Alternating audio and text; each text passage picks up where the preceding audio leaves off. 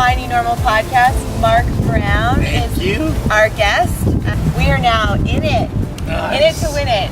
You're getting good at this now. You're committed. Yes, I'm committed. Yes, no going back now. No going back now, yeah. So we are in Petco Park. We're outside Petco Park, actually. Downtown San Diego. It's a really horrible place to be, yeah? Horrible. Can't believe I'm here. I hate it here. Yeah, I know. Me too. God, I hate it here so much. You might hear random yelling in the background. Totally normal for this area. We just got done at Bear Public CrossFit doing a CrossFit class, crushed the aerobic capacity part of it. But let's talk. So the point of this show is about how you're living in your new normal. But first, tell us a little bit about Mark Browne, and tell us what your spirit animal would be, Mark. My spirit animal.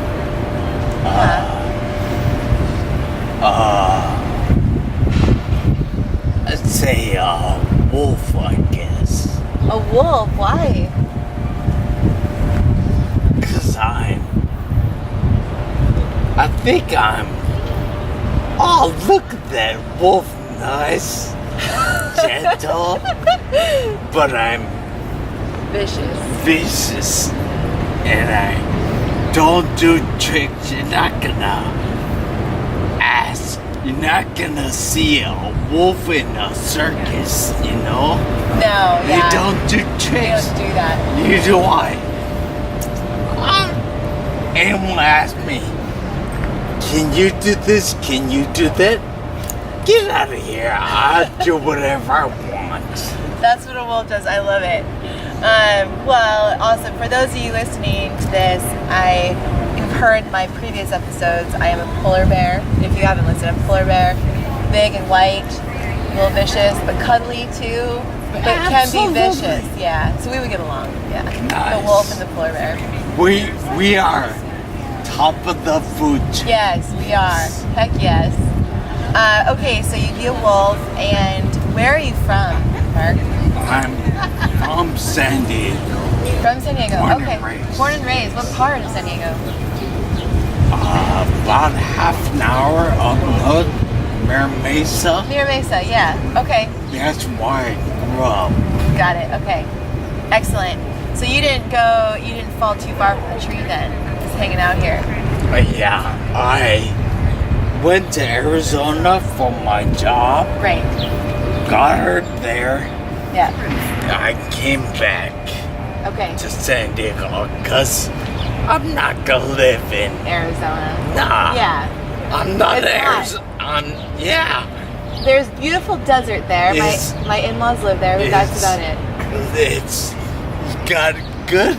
You get good views. Yes. But I'm a San Diego guy. Yeah. I only went there for the job. Yeah. So the job no more. You come here. Come back home.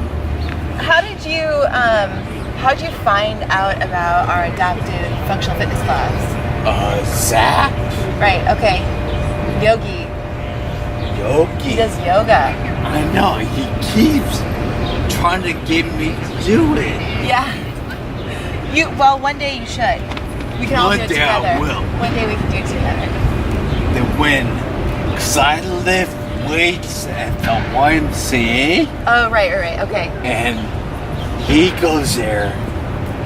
But I also saw him. He came out to a rugby practice one day. Oh, right, okay. So I got to know him through that also. Got it, okay. He recognized me through the gym. Yep.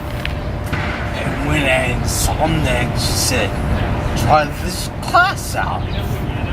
I figured crushing it. I live half a block from there. Yeah. Well, it's good. Get some variety. Yes. Awesome. Well, we're stoked to have you. I'm seems stoked like to be there. The Wheeled Network is awesome. You guys all kind of keep in touch and share with each other good programs to go to, which I think is what it's about. That's what a tribe is about.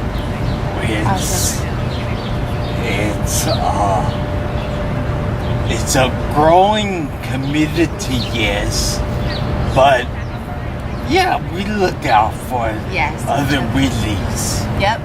You guys, I want to hear a little bit about your wheeled path. So one of the men that I had interviewed, he was also in a wheelchair, and he talked about his wheeled path, and I kind of liked that. It's like, what is your path to getting in a wheelchair? Like, can you tell us what you were doing in Arizona, the injury, a little bit about the injury, and Sure. the path to recovery? Let's start with your job. I got hired as a border patrol agent. They sent me to Arizona after the academy. Got it. So I was Phoenix? Or no? Tucson. Tucson. Oh, okay. Got it. But Tucson's the sector. I worked in Sonoita, right next to the border. You got the station up here, Tucson station. Yeah. Then you got the little minis Yeah. on the border. Okay.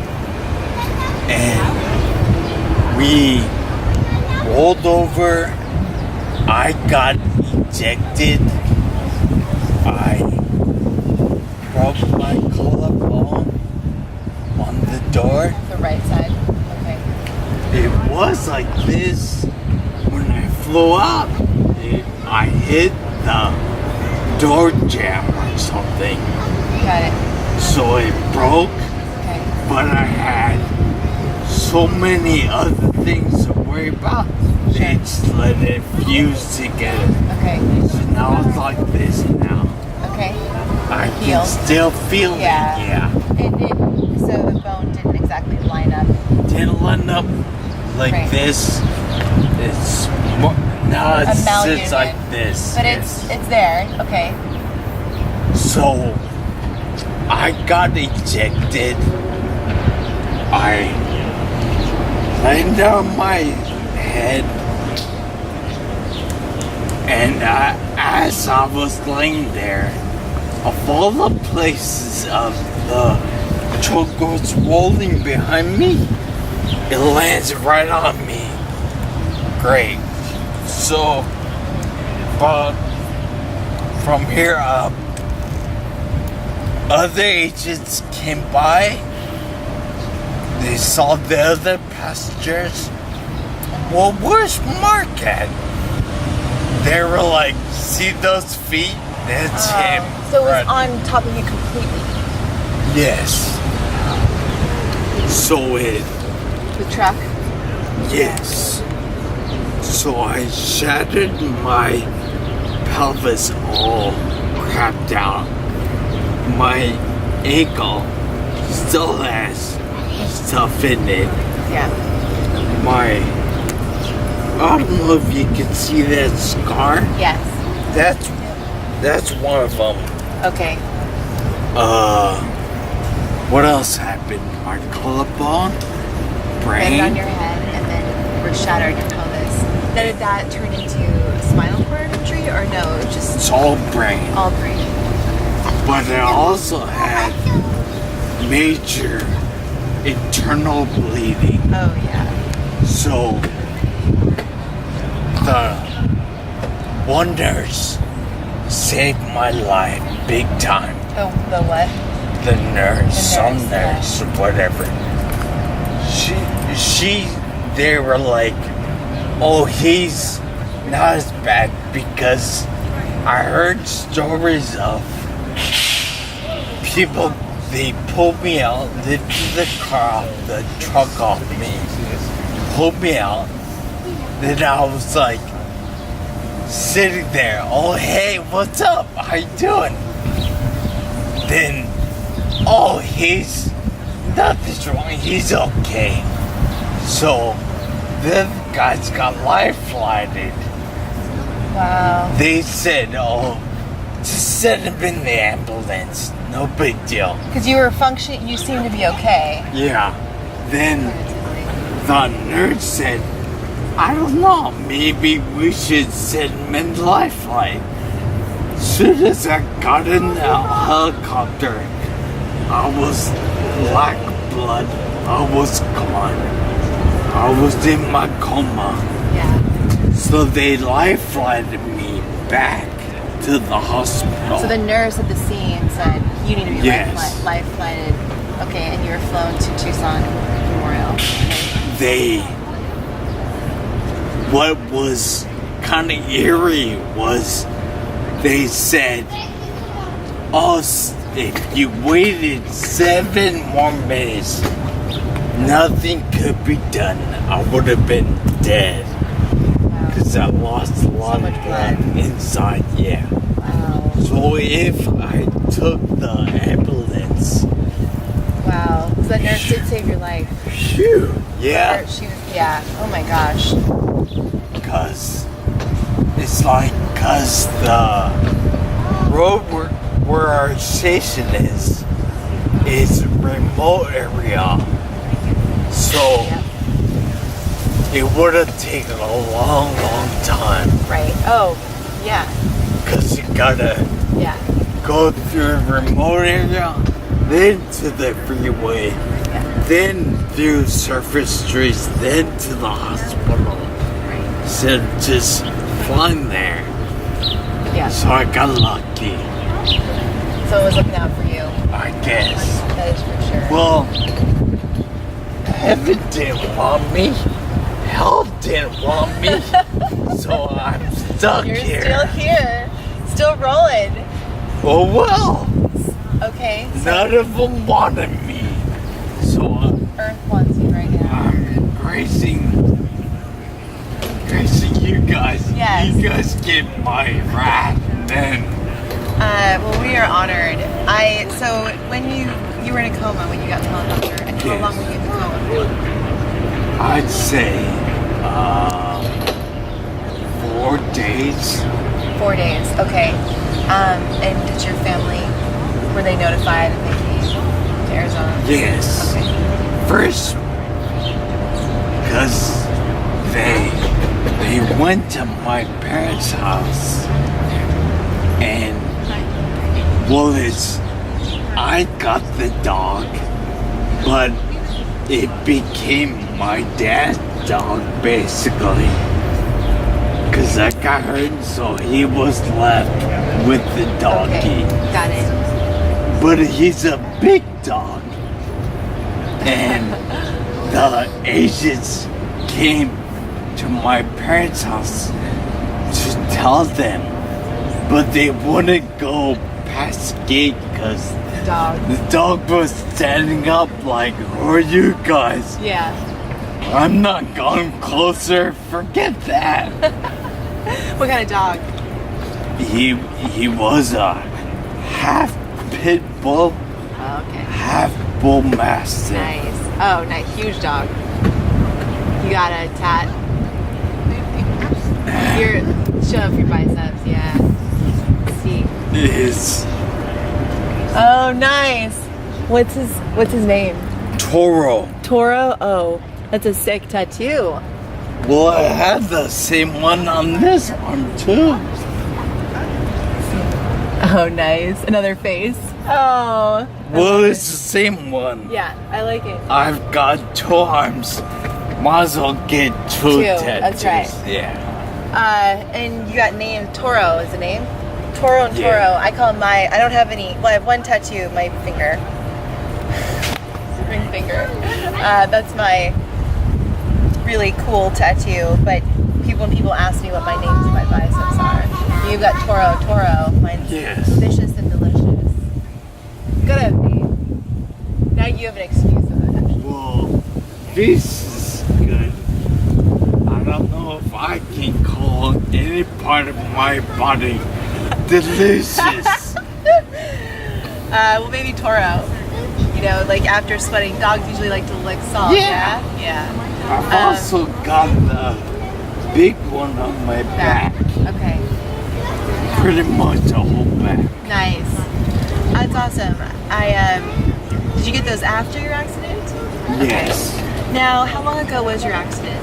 About 13 years. 13 years ago. Okay.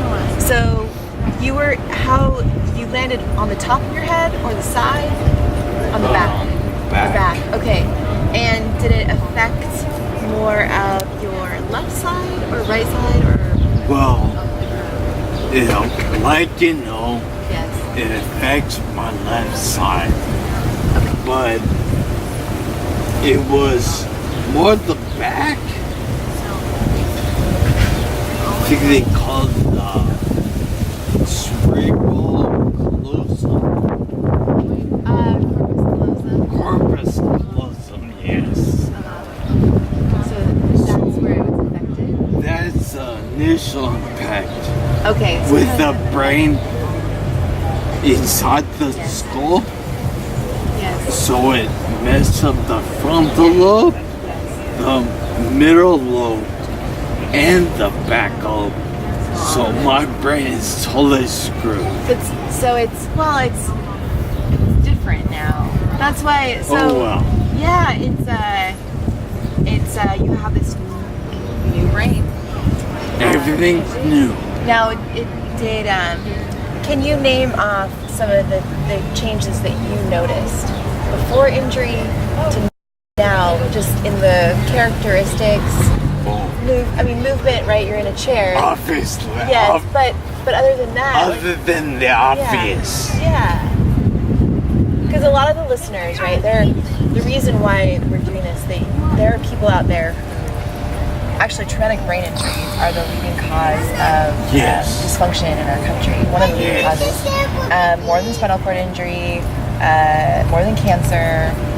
There's a lot. And so It's a silent killer there, and it's, a lot of times we can't see it, right? Exactly. We don't know when someone's in a wheelchair, someone's walking around, we call them invisible wounds. Like, you don't know Yeah. how that person got there. Spinal cord injury, maybe a little more noticeable when they start to move, or if it's a more severe TBI, but people don't really know what TBI is. Yeah. And you guys listen to the intro to learn what a TBI is in more depth to this show, but there are other people in your same shoes potentially out there listening, or someone with a TBI that feels, is going to gain strength from this story and how you've been able to adapt to it. But what is some of the changes that you noticed about your life besides being in a chair? One thing I noticed in the beginning,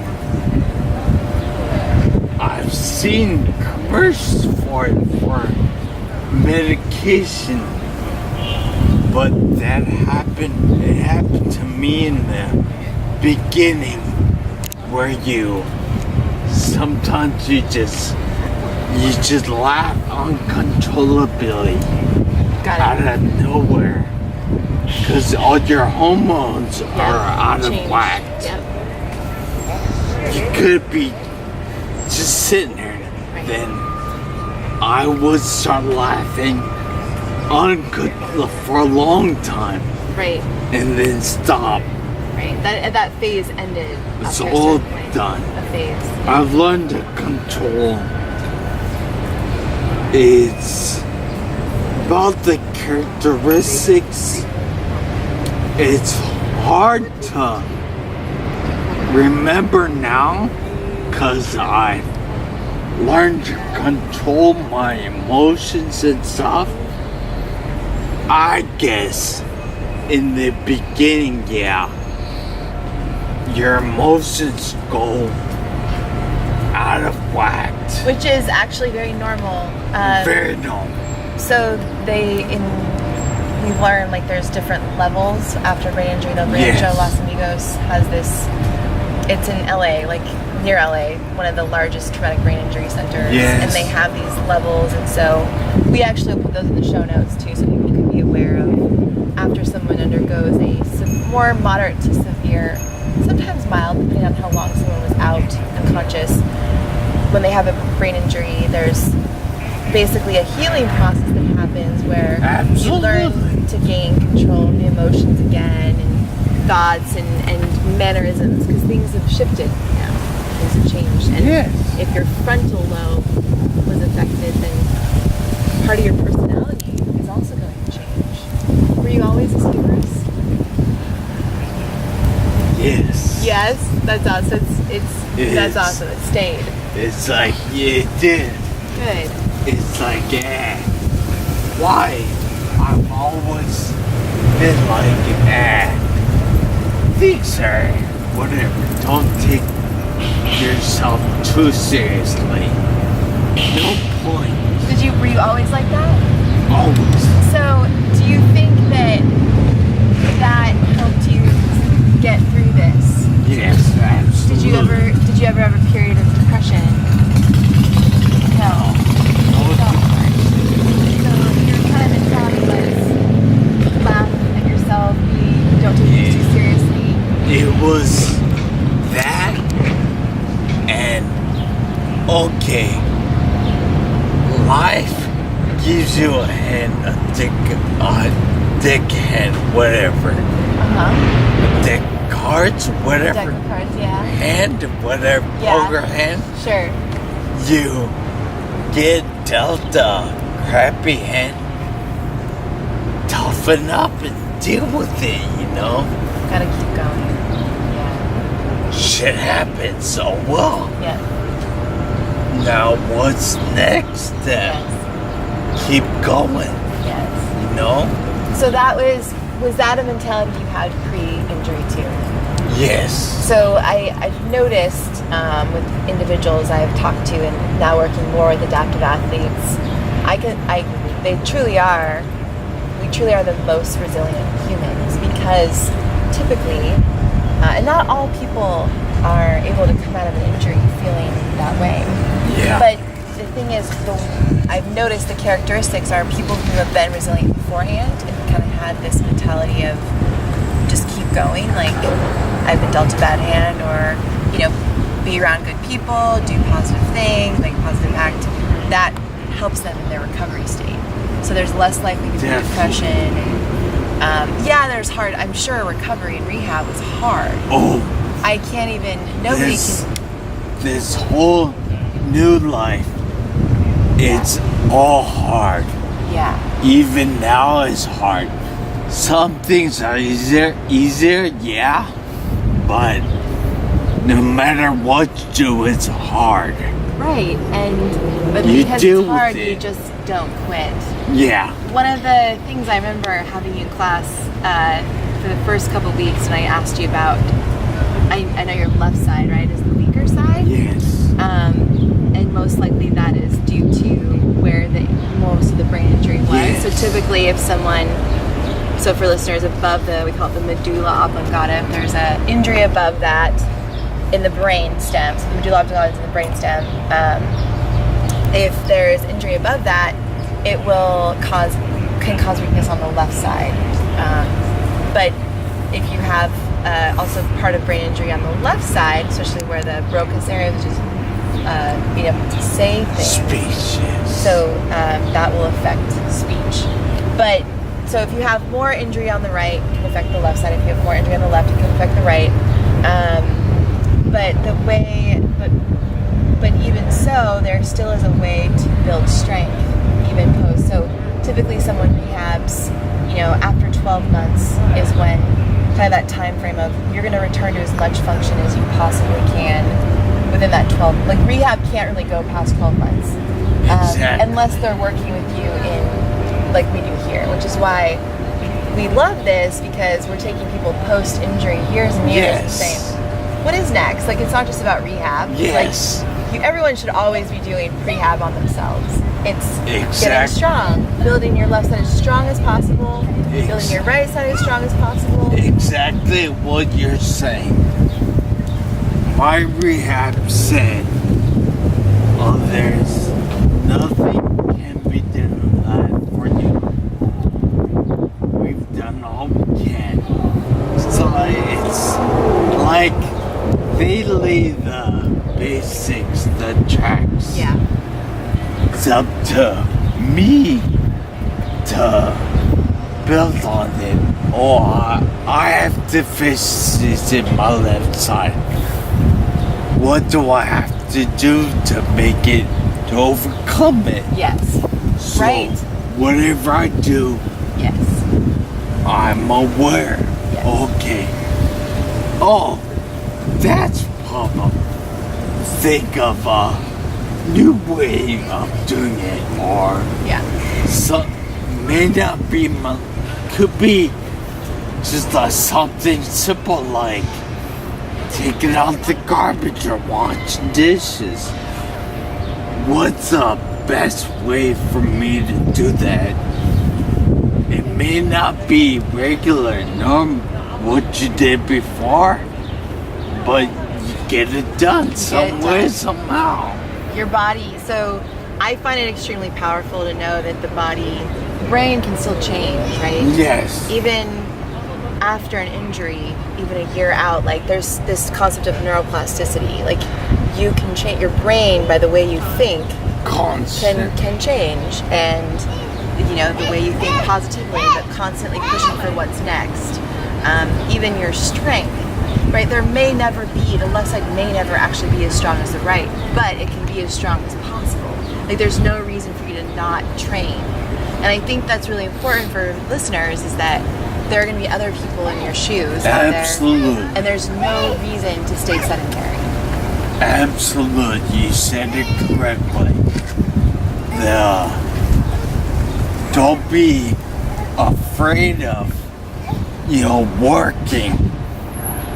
No one's gonna give things to you. You gotta work at it and earn it. Yes. Don't be lazy. Just, you get more pride. Okay, I overcame this. Yes. I'll do it my way. Yes. It's a lot more rewarding than someone giving it to you or something. So someone who's in your shoes that maybe hasn't found a community yet, like a fitness community or rugby community. I mean, right, you're doing rugby, you're doing functional fitness, but what would some advice be for someone in your shoes who needs to get to that next level? Like what's next mindset? My advice is, whatever you do, don't quit. Don't give up. Just keep doing it. It may be boring. It may take a while, yes. But keep in your mind, each time I'm doing something, it's benefits me. Even if it's little, small things. Yes. Not gonna come easy. Right. So you have to be patient. Just grind it through. Yep. You'll be okay. I think patience is a virtue. Very My dad much. used to tell me, and that's a lot of people struggle with that. They want something right now. Yeah. That's why our country's addicted to pain meds, and Yes. we have a lot of really lazy, out of shape people. Very. So I think that's really good. And I mean, a couple things that just popped out is just never quit. It's not going to be easy. But who said life was easy, right? And then to be able to kind of not take yourself too seriously. Yeah. Because that is what creates depression in people. Yes. Is that people take themselves too seriously. They hang on every word. And I've done that myself, where I've been a good ruminator, and it's like that only makes it worse. There's no reason. So I think that's really good information for people. And just your kind of mindset behind, like, hey, I have differences in my body now. It's going to take time to figure this out. You only have one life, and you might as well live it out the best you possibly can. Make the best of it, yeah.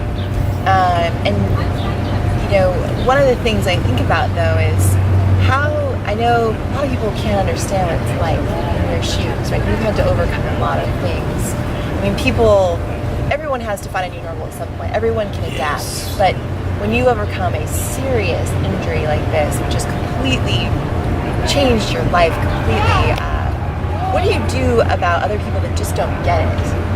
What's your thinking? Do you even care, or is it just kind of like you don't think about it? I really, like you said, I don't. I don't care. Yeah. Everyone, I mind my own business. I do what I have to do. That's my business. Other people, they deal with their business, you know? So they gotta do it, whatever they do. Okay, cool. Yeah. If they choose to do nothing, that's their choice. Yeah. My choice is I'm gonna live my life however I can. Yep. That's my business. Yep. Their business may be different. Yep. Does it affect me? So I don't care. So I think that's also very valuable for people is to focus within versus without. I think anyone who's running a company, family, someone who's overcome an injury, undergone an injury, and still overcoming it, I think you're always kind of overcoming it and moving past it. And like every year, there's probably a new sense of normal for you with the strengths you're getting. But to not compare yourself and or think too much what other people are thinking, because it only takes away from your life. That's important. Who cares what other people think? Oh, I don't want to go out because people might look at me. That's no way to live. No. Who cares? So what? Right. I'm doing me. Yes. That's right. And if other people, oh, it's so good to see you out. Yeah. Okay. What? Thanks. Good to see me out. What the hell? Yeah. Supposed to be singing, talking at my house? Yeah. Right? What is that? Right. It's alive. People, I think when it comes to seeing someone different, right, they don't know what to do. Don't know And what they're to unskillful. do. Yes. I just call them that. Because it is, I think people don't know what to do and they feel vulnerable and a little self-conscious. So what are they going to say? You obviously are crushing it. They feel like probably it's like day after injury, like they don't know what to do and they feel sorry. Yes. But there's no reason to feel sorry. And I think people listening that can really benefit from this is that, right, the thing about the adaptive population is they're not disabled. There's not an I can't do something. No. There's a way of figuring it out, and you're normal human beings. I mean, so my dad was a Catholic priest, and right now is not a great time for Catholic priests, but he was the exception, a man who was married and children, Yes. really highly sought after man in Pennsylvania who set a standard. But when he wore his clerics, people saw him as this high and mighty being, and he's like, I'm a human being. Just that's Human being. yeah. You may have preconceptions of me, but don't forget, I'm just a regular human. Yes. So, can you tell me some of the major challenges that you have on a day-in and day-out basis? Is there anything? So I mentioned. So the interesting thing was when I talked to you, I know vision too has changed. So like left side. Do you have what is it called that you mentioned with the left eye? Double vision on the left eye. So do you keep that eye shut mostly, or? It's because I ripped a tendon Okay. behind my pupil. Right. Okay. So if I look straight, it's one vision. If I slightly to the left, then it turns double. Okay. So I Do that a lot. If you turn left. I use my dominant Right eye. eye. So if you turn left, you shut your left eye. But if you're Right. looking straight on, it's okay. Do The you still light see right double? here is single. Okay, If I go here, it feels okay. But when I talk to you, this is the interesting thing. When I asked you about it, it's like ain't no thing. Just this is what I do. When I turn left, I close my eye, and it's what I appreciate about you and all the other athletes I've worked with is that this is just your life. Like, your body has adapted so much to this. It's not a big deal. And I want people listening to not make a big deal out of, it's not that the injury didn't happen, right? But you gotta live your life and accept where you are, else you will continue to suffer. Absolutely. And you're just like, yeah, this is what I do. When I look left, I close my eye, and I'm like, okay. That's part of it. Because if you keep keeping your eyes open, you're going to see double vision, and you're going to feel dizzy, and it's going to suck. Exactly. So you stop doing what sucks. You stop thinking about what sucks. You focus on the good and the growth. The mistake other, like, new injuries, because I counsel, mentor, used to counsel and mentor new patients at the hospital that what they had in common, they remember what they used to be able to do. That's wrong. That's changed. Gotta think of, okay, I can still do this. I can still look at the future now. Oh, I used to be able to do this. Oh, boo-hoo. Right. You know, and that's a really key. So the more I study emotional intelligence, that's when people suffer, is when they compare themselves. Yeah, exactly. So I was at an event this last weekend, and I was talking to a young mother who was sad, right, about her body and the changes post-pregnancy, and she wanted to look like her old self. And I'm like, listen, you are a new woman now. Your body is different. You have to accept this new normal. Like, my body will never be the same as it was. It doesn't mean I can't be strong and fit and all these things, but it's just going to be different. And I think that lack of acceptance, well, I know that lack of acceptance is what breeds depression and mood disorder. Hinders you. And we only have one life, right? So I think that's a really important point, is accepting this new normal. So can you explain, challenges and all, what a new normal day looks like for you now?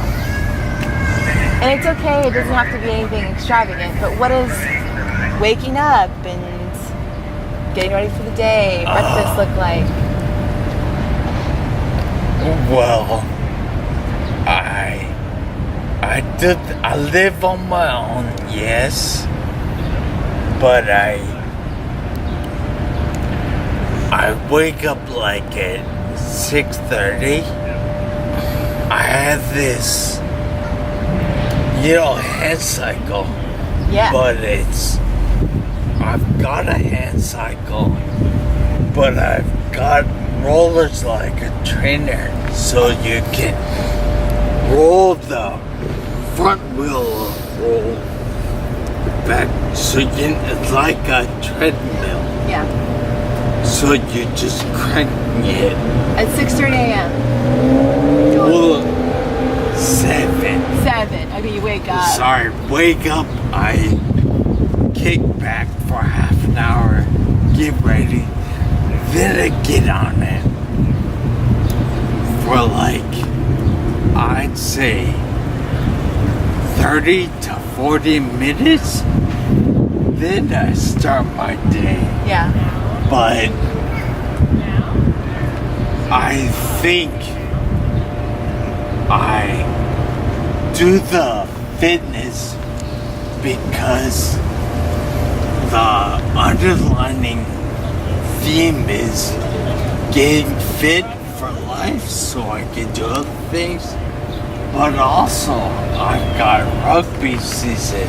Coming up. So want to be fit through that. Yeah. Can't be like a lazy asshole and You can't. can't compete, with other people, Yep. So I do that, but typical days, for me is whatever comes up, if I need water or groceries, I drive too. Awesome. So You have adapted vehicle. I've learned how to Nice. do it. Nice. Get my groceries like everyone else, you know. Yep. It's more like you gotta say to yourself, yeah, it may take longer or it may look different than quote unquote normal, but you'll get it done no matter what. Yep. So I'll do that. Normal is a spectrum. Yeah, very true. And go to bed, just lock the bricks and climb into my Lock bed. bricks and you go to sleep. And no issues with sleeping? No. Awesome. So yeah, you have a normal day. Yes. Are you in touch with the Border Patrol at all anymore? No. Do they keep up with you and how you're doing? No. There was the guy who I got in the accident with. I actually went through the cabin with him. He was stationed with me, and he was in the accident with me. I keep up with him every time I go to Tucson for a rugby tournament. I hang out with him, but it's more like it's that type of relationship where you don't have to keep in touch constantly. Right. It's like, When you do keep in touch, it's great, but you don't have to. exactly. Good. Those are good kinds of relationships. Very Those are the quality true. kind. Very true. Well, first of all, thank you very much for sharing your You're story. welcome. And what I like, just in talking to you and watching you move and just getting to know you the last 6 months, nothing stops you, which is something that I hope everyone listening can grab some of this energy and take it into their life. I hope so because too. Life, it doesn't have to look that much different. We're all surviving, and really it's the mindset that helps us thrive, right? Our Yes. bodies are going to heal, our brain will heal. There is going to be there's huge changes in your brain now, Yes. but actually still good change can happen, but it starts with wanting that and choosing to get up every day and be active. So I think there will be show notes that will have a lot of the little details of this interview in there. And is there an email or something that people want to reach out to you personally? Are you open to that? Or Totally. what is your email? Browne, DUBROWNE @AOL.com. Okay, we'll put that in the show notes too. And thank you for participating in this You're interview. welcome. My pleasure. I want to get a little instruction. So this interview is going to go out, and now we're going to do a little second week after the interview goes out. We're going to do a little rugby, show me some rugby tricks, instruction of what it's like playing rugby in a wheelchair. So everyone listening will get that benefit if you are watch us on YouTube. You can also go on YouTube And watch Wheelchair and Rugby. watch. Okay, Type in Wheelchair Rugby. will do. A lot more than I can explain. You can see it Okay. going through.